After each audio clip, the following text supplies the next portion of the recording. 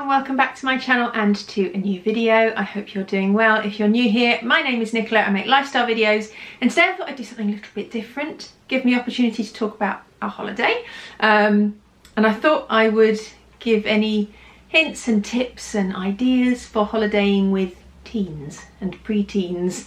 I've had quite a few people I've heard, and people who've said to me recently that either they're talking about their own children or my children like won't want to come on holiday with us for much longer, or I think this is the last holiday that they'll come with us, and they're like 14, 15, and our children always want to come on holiday. So this is the first time that Harry, who is Andrew's eldest son, hasn't come on holiday with us. He's always come with us up until now. I mean, we haven't been on holiday for 4 years, so he was nearly 20 probably the last time that he came with us on holiday, and probably would have come again if we'd been away, but obviously COVID. But he's now engaged, and so has his own life, so you know, he can go on holiday with his own family. Sorry, the dog is being a pain. So yeah, our children want to come on holiday with us, and I think perhaps that's because we put them probably at the forefront of our decisions when we're booking our holidays, when we're deciding where to go, and therefore they have a good time, and we have a good time because they're having a good time. And we are seeing what other people are doing at the moment. So obviously on Instagram and on YouTube I see lots of other people's holidays, and then also friends and people that we know and what they do, and our holidays tend to be a little bit different. So I thought maybe I would talk about what we do with our family when we go away, and give you some hints and tips about how, you know, if you want your children to want to come on holiday with you for longer, you could do that. You may not want them to. We do. I like it when they come on holiday with us. In fact, Andrew said that this might be Archie's last holiday coming with us. Archie's 18. However, we were talking about the next holiday, and he was like, no, I definitely want to come. So so that's, you know, a good thing as far as I'm concerned. So first of all, when we're booking our holidays, we usually book a big holiday every other year. We're very lucky that we have family that live in Devon, and family that have property in Devon, so when we don't go abroad we can go down to Devon and have a very cheap holiday.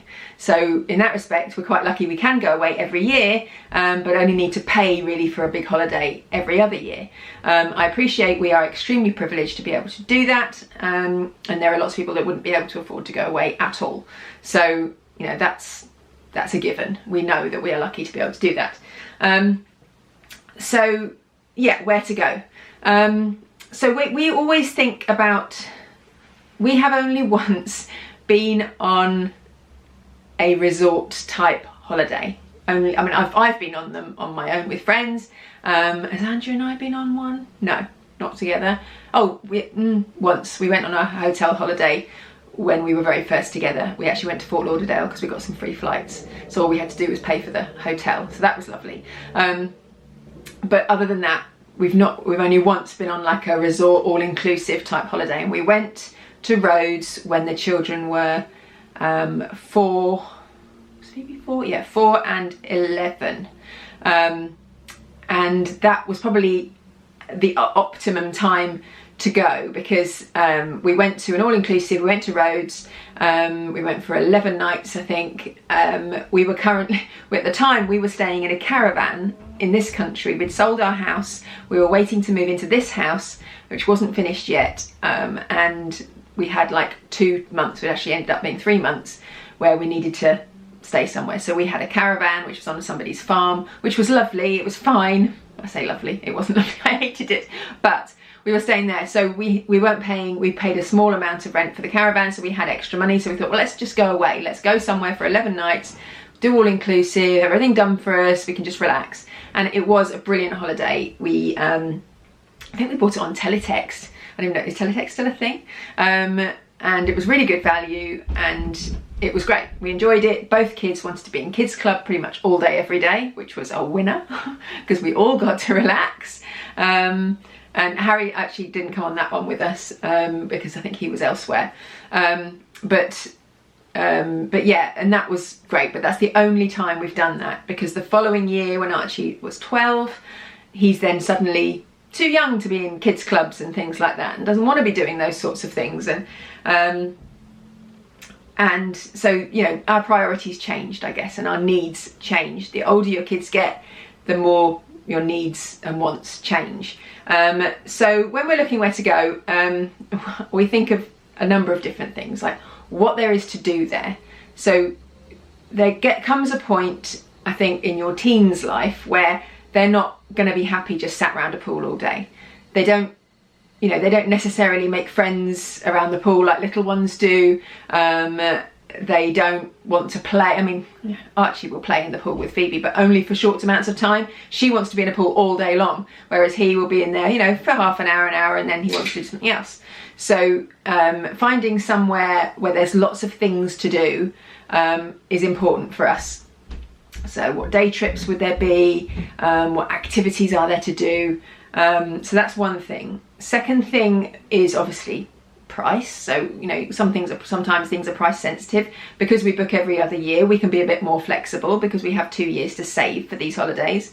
And then food is quite high up on the list for us, which is why a large proportion of our holidays have been to America. Now, obviously those are much more expensive holidays, but I know when we go out for a meal in the evening that I don't have to worry about finding somewhere where there's something that everybody will eat. It was a pretty big issue for us on our most recent holiday. We went to Spain because yeah, I'm the only person that isn't fussy, let's put it that way. Both kids are pretty fussy. Andrew's quite fussy.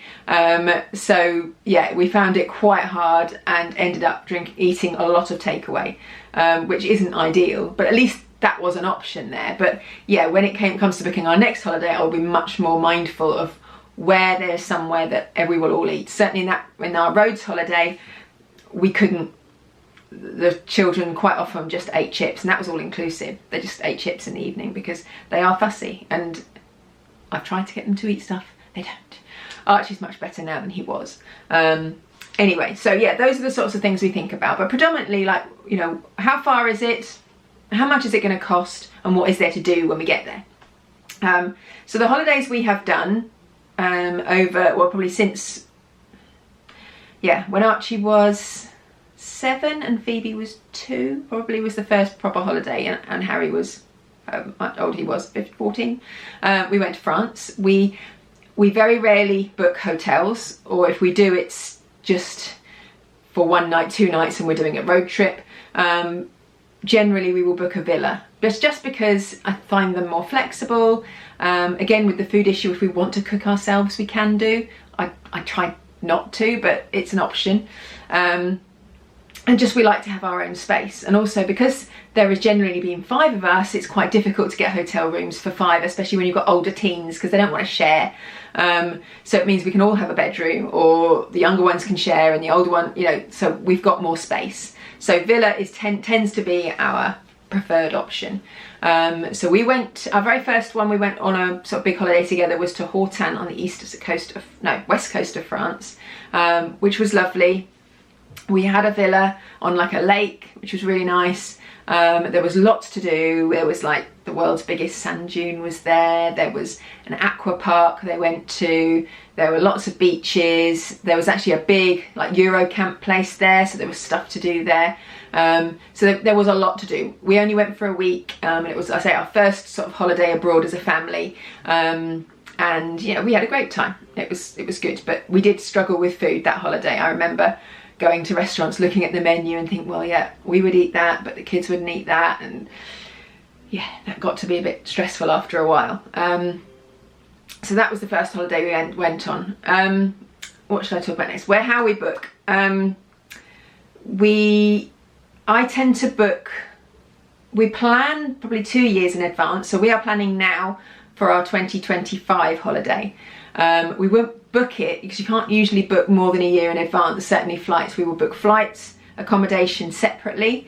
And I always book my flights through Skyscanner. I find that it's the best way to get good value flights. You can get that, I tend to sort of have the flights that I can find on Skyscanner up on one screen, and then get another screen and look for individual, like go for the individual airlines and see if I can get it any cheaper. And we go for, you know, we look at the different dates, like what day, if you fly a certain day, it's cheaper.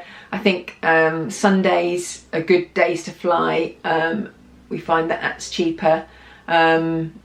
We once went to Vegas. This was just Andrew and myself. We went to Vegas for his 40th birthday, and we flew out on New Year's Day because the flight, we got a holiday. We stayed in the Mandalay Bay for 5 nights, the 2 of us, and we paid £1,500. Now, it wasn't all inclusive.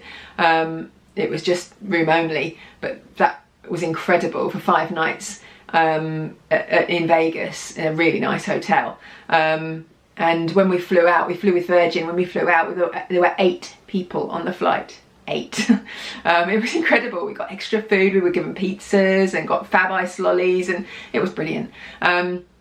So yeah, there are certain days in the year where it's a great time to travel, and it's slightly cheaper.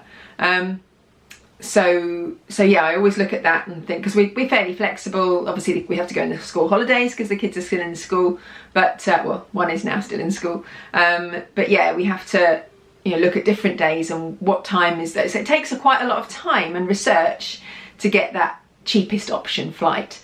Obviously, if you're flying short haul, then you've got the budget airlines to think about. This usually we just fly budget. When we went to France that time, we had hand luggage only. We all took a small hold, or we were only going for a week, so it was fine. So I didn't pay for any extra baggage, and we got cheap, which was good. This time we flew budget. We flew with Vueling to Spain. We flew from Birmingham to Barcelona. I got really cheap flights, was really happy with them.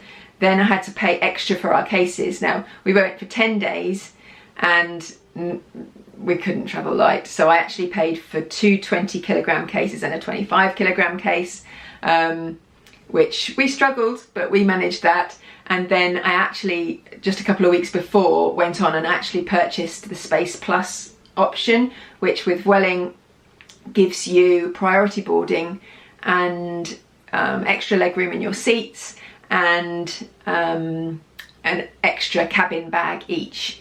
We didn't actually we used 1 cabin bag on the way there and then 2 on the way back. So we didn't need all 4. We bought one while we were there because all 3 of my family, but not me, the other 3 all bought shoes when we were in Spain. So we had to have some extra room to bring those back. But you know, if you can fit your stuff into a cabin bag and just pay that, it save you a fortune, which you probably know anyway, but I thought I would add that in. But I paid, I think, €180 for the 4 of us to have that priority Space Plus for there and back. And to be honest, it was worth every penny. The seats were super comfy. We had, you know, enough leg room. I have very long legs, and Archie is quite tall. Andrew and Phoebe not so much. And then the getting on and off, we were in rows 2 and 3, so we were on really quickly because priority boarding. We were off really quickly, then we were through security first. You know, our bags were on and off really quickly. So overall, it was definitely worth every penny. So yeah, I will book generally flights through Skyscanner and do lots of research about the cheapest time to fly. And then I look at accommodation. Now, we've done different things every year we've gone. I can't remember when we went to France, I can't remember where I got the villa from. I'm not sure. When we flew to, we've done 3 trips to the US. We went to Disney, we did Disney holiday, we did a holiday to Naples in Florida, and then we did a road trip from Fort Lauderdale down to Key West and back up to Orlando and then to Miami. That was our last holiday, that was in 2018.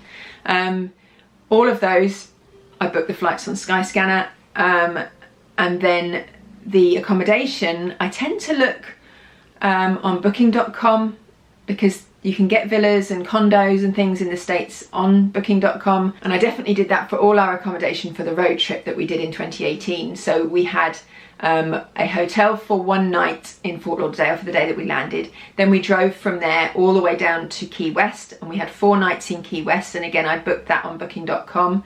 We then drove back to Orlando, but we stopped at Key Largo on the way and had 2 nights there. Then we had 4 nights in Orlando and then 2 nights in Miami, and all of those I booked on booking.com. And the bonus with that is you can book them and then you can cancel, I think usually up to 24 hours before. Some of them a week, but you can cancel it early and you pay for it either when you get there or just before. So it means that, you know, if your plans change or you want to, you know, change where you're going, or you found somewhere else that's better to stay or cheaper, you can do that right up until, you know, very soon before you go. So that was really good. When we went to Naples, we were supposed to be staying in a villa that is owned by someone we know, and it was going to be a free stay. That villa then got double booked at the last minute, which was not ideal, but the person that we know that was giving us the villa offered to pay for alternative accommodation for us, which was obviously amazing.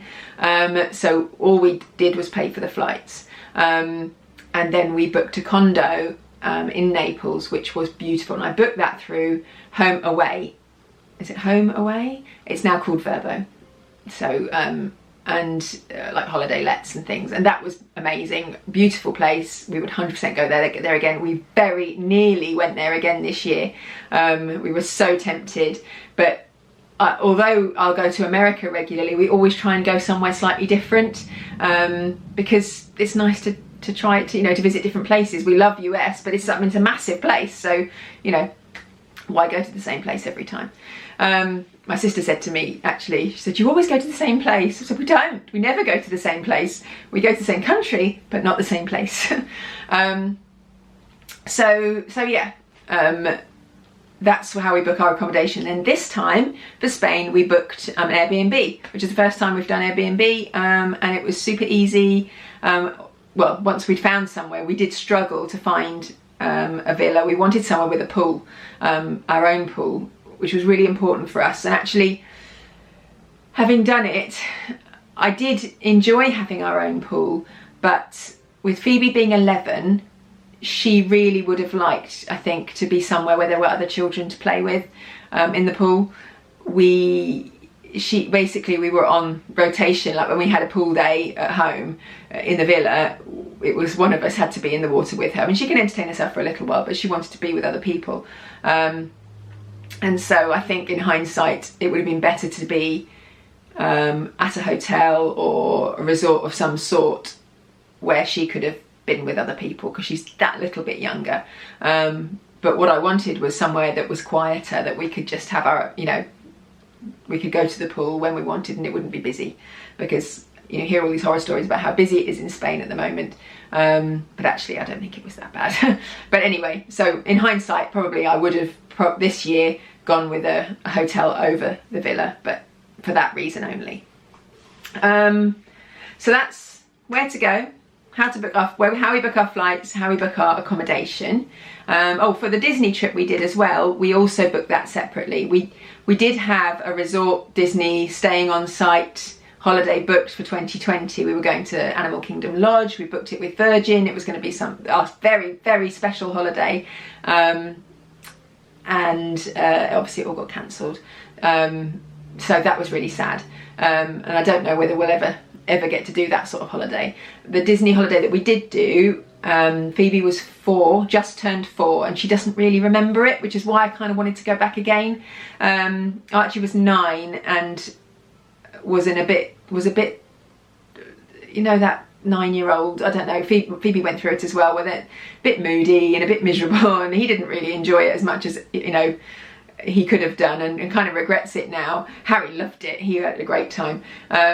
But we stayed, we booked flights through Virgin, and we stayed, no we didn't, not through Virgin at all, through Skyscanner, sorry, and we flew, I think we did fly Virgin, but that's another tip I forgot. Another way to keep the cost down is to change during your trip, so not to do a direct flight, do an indirect flight. I think we flew I think we flew indirect. Certainly on most of our America trips we've flown indirect. So we've gone, you know, I think we stopped once at Atlanta, I think we stopped at Lisbon once. Only one stop, I'd limit it to one. And as long as the wait isn't more than a couple of hours, I don't want to be sitting in an airport for hours and hours. But you can definitely keep the price down if you do an indirect flight. And obviously when you've got teenagers, it's not so bad. I probably wouldn't want to do it with little ones. But yes, so our Disney holiday we booked separately. So we booked our flights, and then we booked our accommodation. We stayed at Lake Buena Vista hotel resort, which we got really, really cheaply, and we had, again, like a condo there. So we had a flat with a kitchen, 2 bedrooms, so the little ones shared 1 bedroom, we had another bedroom, and then there was a sofa bed which Harry had, and we did cook actually there a couple of nights, and then ate in Disney a couple of nights. So it kept the price down, because we had, I think we were there for 9 nights, 9 nights, and we packed in Disney and Universal in that time. we thought, this is our one and only opportunity, we're going to do everything. It was exhausting, but we loved it.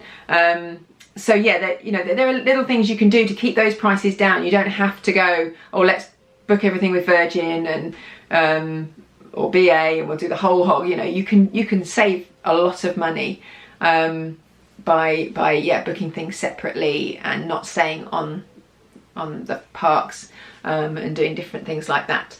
So the other thing, obviously, because we are booking, you know, flights and hotels and everything separately, you tend to need a car, and I think we've had a car, apart from the Rhodes one where we went to all inclusive, we've had a car every single time. Some of our America trips we've had car thrown in with our flights, so sometimes when you book you get a rental car thrown in. Be aware that those rental cars are usually the really little ones. I remember when we first flew, I think it was our Disney trip where we went to Lake Buena Vista, we arrived with like 3 kids, 5 cases, you know, and our big trolley, and we went up to the car thing, and we went to pick up our car, and we showed them the paperwork and everything, and they, that's not going to fit in this car.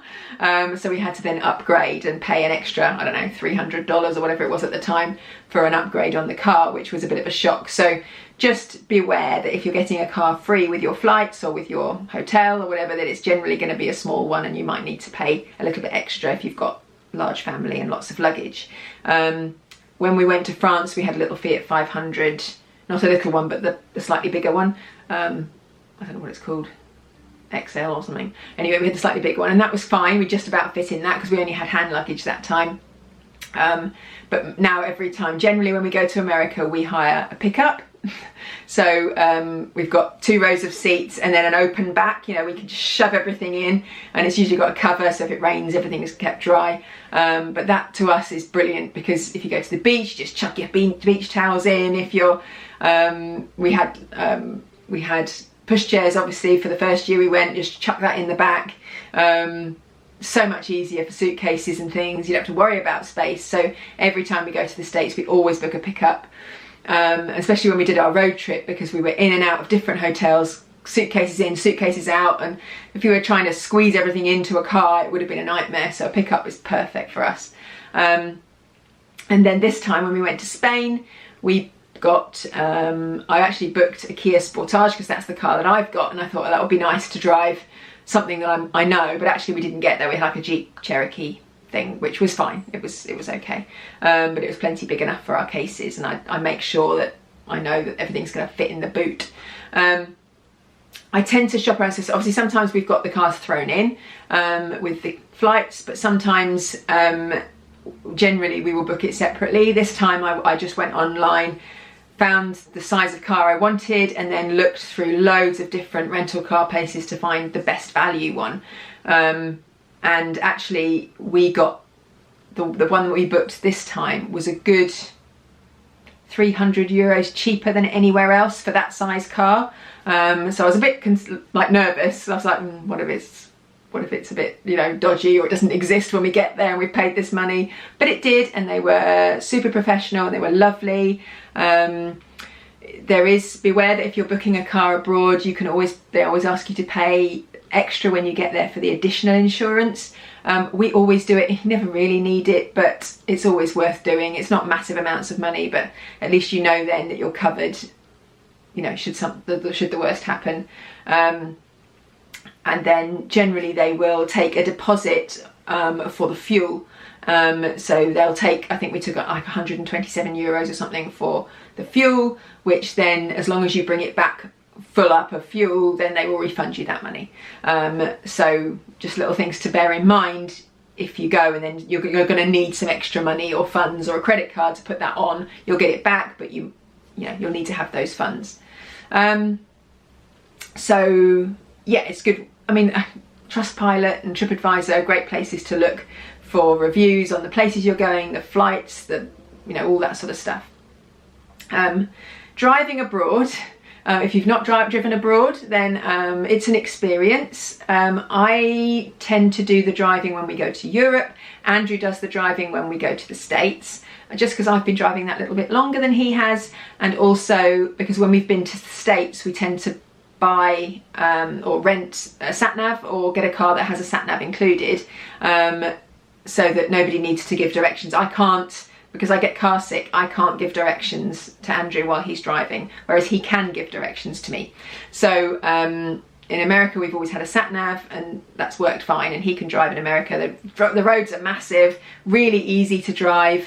I say that, I've never driven, but he says it's really easy to drive there. He loves driving in the States, so he always drives there, whereas he's quite nervous to drive in Europe, and I've driven there quite a lot. The first time I drove in Europe, I went to Rome.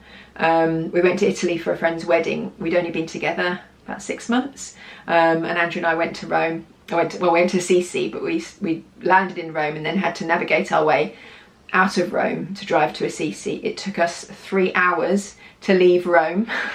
We were driving round and round and round and round for hours. I was sobbing. I thought we were going to be in Rome for the rest of our lives because we couldn't get out. We didn't know where to go. Sat-navs didn't exist then. We're talking, this is 21 years ago nearly.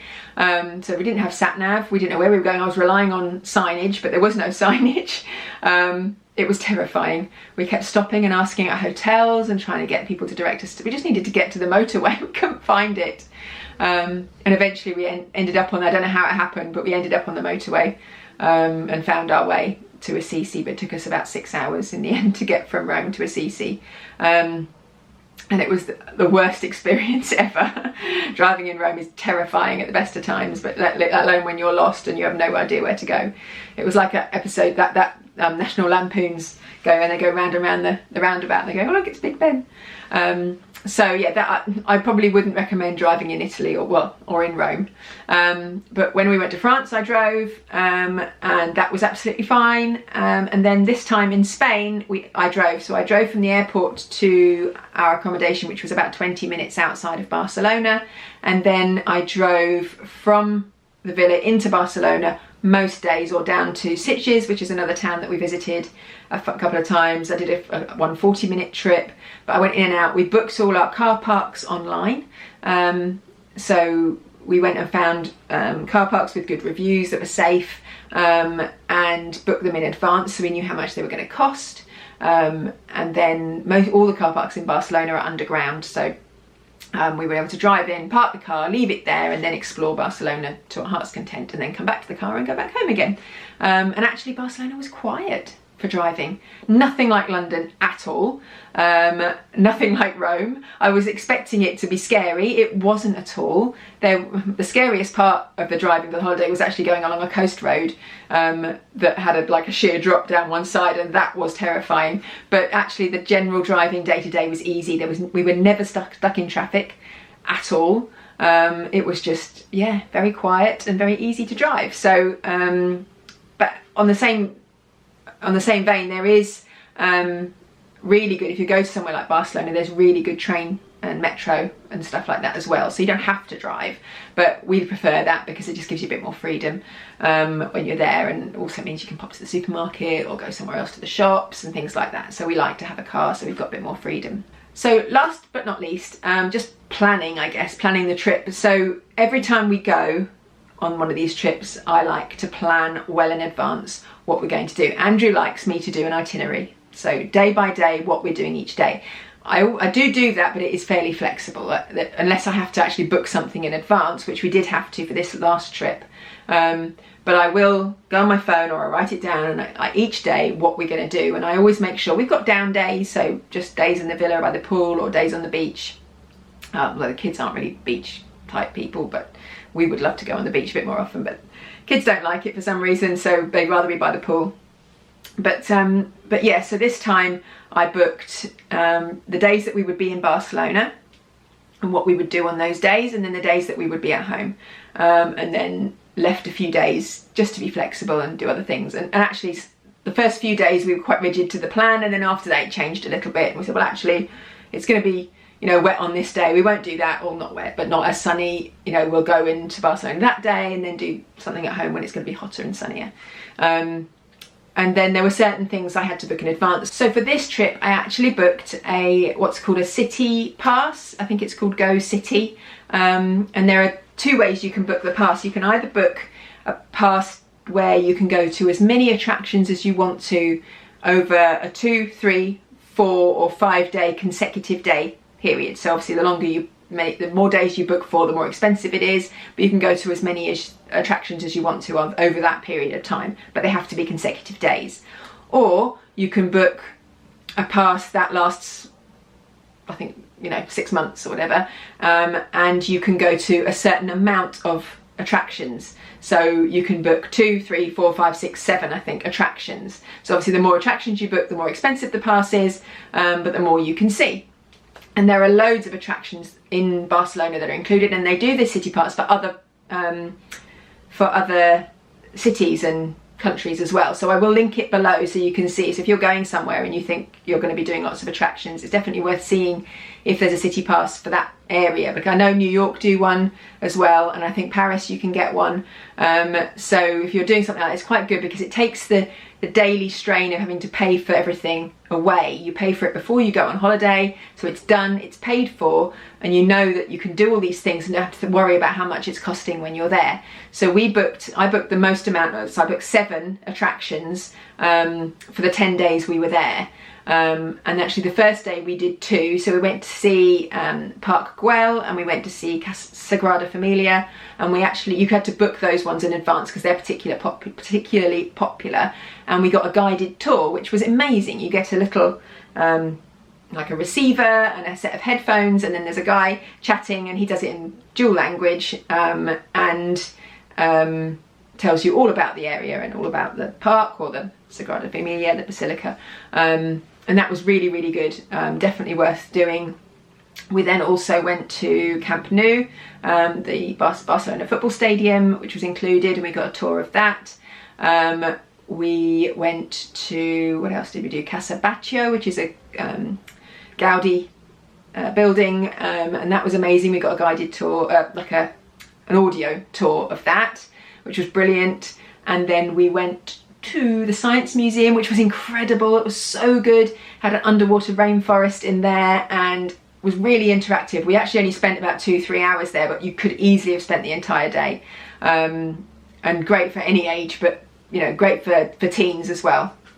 So that was really good. And then the last thing we did, we were going to go to Palau Güell, which is the palace, also designed by Gaudi, but that wasn't included on the pass, which I hadn't realised. So we ended up going to a place called the Big Fun Museum, which was incredible. It was so funny. It had like a Believe It or Not section, it had like a maze of mirrors, it had an upside down house in there, loads of really good fun stuff. So we enjoyed that. That was on our last day we went there. We were going to go to, there's an Aqua Park that's included, but when I looked at the reviews, they were not good. So we didn't go to that one in the end, much to Phoebe's annoyance. But yeah, we didn't want to waste a ticket on going somewhere that wasn't going to be any good. But I don't know how much exactly we saved, but we definitely saved money on all of those things, and also the fact that we could book beforehand so that we knew when we got there wasn't going to be any long queues and things like that was definitely worth it. We did the same for our road trip when we went to America. I booked written down, like, while we were in Key West, the things that we wanted to do. We wanted to go to the Butterfly Museum, we wanted to go to Ernest Hemingway's house, we wanted to go to the lighthouse, we wanted to go to the southernmost point of America. You know, all those things that I knew were there, and we just written them down. We didn't have to book any of those things, but just writing them down and think, well, on each day, what could we do? Just so that, you know, you're not getting up in the morning thinking, and then it's lunchtime and you've eventually decided what you're going to do, and then you get out and then sometimes things aren't open, or they're closed, you know, or they're closed early, and then it can all be a bit wishy-washy and you don't make the most of the days that you're there, especially for when you're going to cities, like a city holiday. It did mean that there were days when I had to drag Archie out of bed in the mornings because we wanted to leave fairly early. But that's why we have the days off in between, because then he can have his lie-in and get up at 1 or whatever time it is that he prefers to get up. So yeah, I think I've talked a long time, so I'm going to wind it up, but I hope that's been helpful. The kids love these sorts of holidays. They're constantly things to do, stories to tell, memories that we've made, and you know, they can look back and think, I didn't just spend 10 days sat around a pool. We went to Spain and we visited all these wonderful places, and we had some culture, and there was a bit of education involved. We also did a lot of shopping. There were some great outlet shopping places. They had Bershka and Pull & Bear, which are Archie's favourite shops. We went to a lot of those. Barcelona was amazing for shops, and he looked on TikTok and found some vintagey shops that he wanted to visit, and he was able to go off on his own. He had his phone, he's 18, he went off on his own to do a bit of shopping while we went to Primark, you know, with Phoebe. So it's great that, you know, to just have some stuff to do and to come back and say, you know, we did all this stuff. You know, don't get me wrong, beach holidays and pool holidays are great too, and if I was going on my own, I 100% would love to do those as well. But because I want the children to enjoy our holidays, and I want them both to enjoy, you know, they're different ages. An 11-year-old and an 18-year-old is a big gap. You know, I want them both to get a good experience from a holiday, not just one or the other. So that's how we book our holidays, that's what we do. Our next one, we are hoping to go to America again if we are able. We're not sure finances how that will work. We've obviously got Archie going to university this year, so yeah, that's going to be expensive. But hopefully, if we're lucky enough, we will be able to go to the States, and we're looking at maybe going to Seattle. I really want to go to Seattle, and going across that way, New Orleans, you know, up there, maybe even start in Canada and go across. I don't know. We're just in the early thinking about it stages at the moment, so it will be a bit of an epic road trip anyway. And then Andrew and I are planning, when the kids have left home, or buying probably a small camper and going off for weeks on end with the dog, travelling around Europe and around England and Scotland and Ireland, and just seeing some parts of the country that, you know, that we've not explored before, and living a bit more simply, but that'll be a long time away. But yeah, that would be wonderful one day. So yeah, I hope you found this video useful. I'm sorry I've talked for ages and ages and ages, but hopefully you found some snippets of information that you found useful. Leave me a comment below and tell me where you've been, or where you go with your teens if you've got teens, or whether you found this information helpful. And yeah, if you've got any places in that you've been that you would recommend that we go to, then I would love to hear about them. So yeah, leave a comment down below. Give me a thumbs up if you enjoyed the video, subscribe if you're not already, and I look forward to seeing you next time. Bye. Told me more than once to show you my intention. My brain gets blocked at times, but now somehow I'll give you my attention.